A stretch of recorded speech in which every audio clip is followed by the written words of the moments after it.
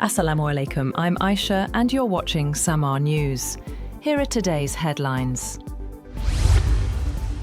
Just ahead of the International Monetary Fund's visit to Pakistan, the United Arab Emirates has rolled over a $2 billion loan to Islamabad for another 2 months, providing crucial support to the country's external financing position. The development comes as Pakistan prepares for the IMF's third economic review under its $7 billion loan programme. According to officials from the Ministry of Finance, the UAE has extended the $2 billion deposit until April 16th and 22nd. 3 Ukrainian brothers, including an 8-year-old, have been killed near the Eastern Front line, and a Russian drone attack killed 1 person and injured 6 others at one of Ukraine's Black Sea ports near Odessa. Ukrainian officials said the mother and grandmother of the brothers, 2 of whom were 19, were injured in the attack late on Thursday. Deputy Prime Minister Alexei Kuleba wrote on Telegram that Russia launched massive strikes on port and railway infrastructure.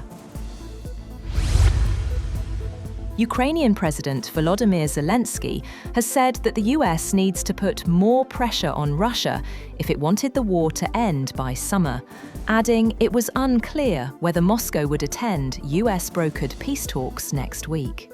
The Ukrainian leader said Russia was still deliberating over whether to participate in the proposed next round of trilateral peace talks in Miami. Zelensky said Ukraine was ready to attend the meeting, which follows 2 rounds of trilateral negotiations in Abu Dhabi over the past month that have failed to produce a breakthrough.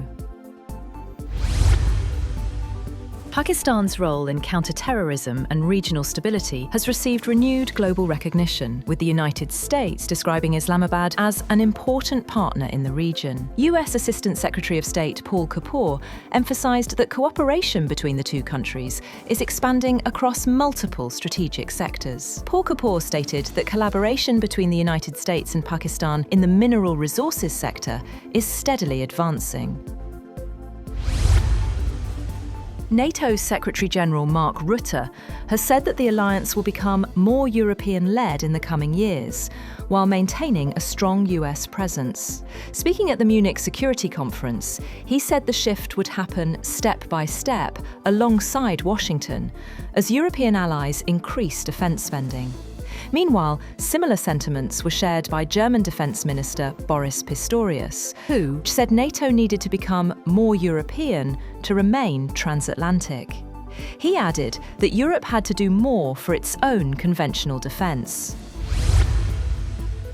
Meanwhile, German Chancellor Friedrich Merz has called for a stronger Europe to reset ties with the United States, warning the old global order is fading.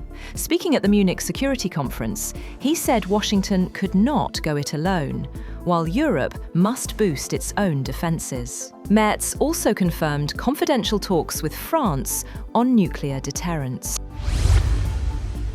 Sudan has called on the United Nations to exert pressure on the financial supporters of the Rapid Support Forces as fighting continues in the country. Sudan's Foreign Minister Mohildeen Salim Ahmed Ibrahim made the appeal while addressing a meeting of the African Union Peace and Security Council in Addis Ababa. He has said the situation was moving toward the army regaining full control of the country and claimed the war was nearing its end. The Bangladesh National Party has won a decisive 2/3 majority in general elections, a result expected to bring stability after months of tumult following the ouster of former Prime Minister Sheikh Hasina in a Gen Z-led uprising. Domestic TV channels said that latest counts in an election seen as the South Asian nation's first truly competitive in years gave the BNP and its allies at least 212 of the 299 seats up for grabs. The opposition, Jamaat-e-Islami, and its allies won 70 seats in the Jatiya Sangsad, or House of the Nation. The BNP, which returns to power after 20 years, thanked the people soon after winning a majority in the overnight vote count, and called for special prayers on Friday for the nation and its people.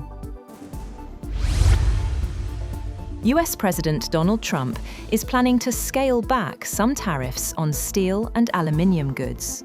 Trump hit steel and aluminium imports with tariffs of up to 50% last year, including the country rate on the non-steel and non-aluminium content. The Financial Times reported that the administration is now reviewing the list of products affected by the levies and plans to exempt some items, halt the expansion of the lists, and instead launch more targeted national security probes into specific goods. That's all for now. For more updates, visit www.samaa.tv. Thank you for watching Samaa News.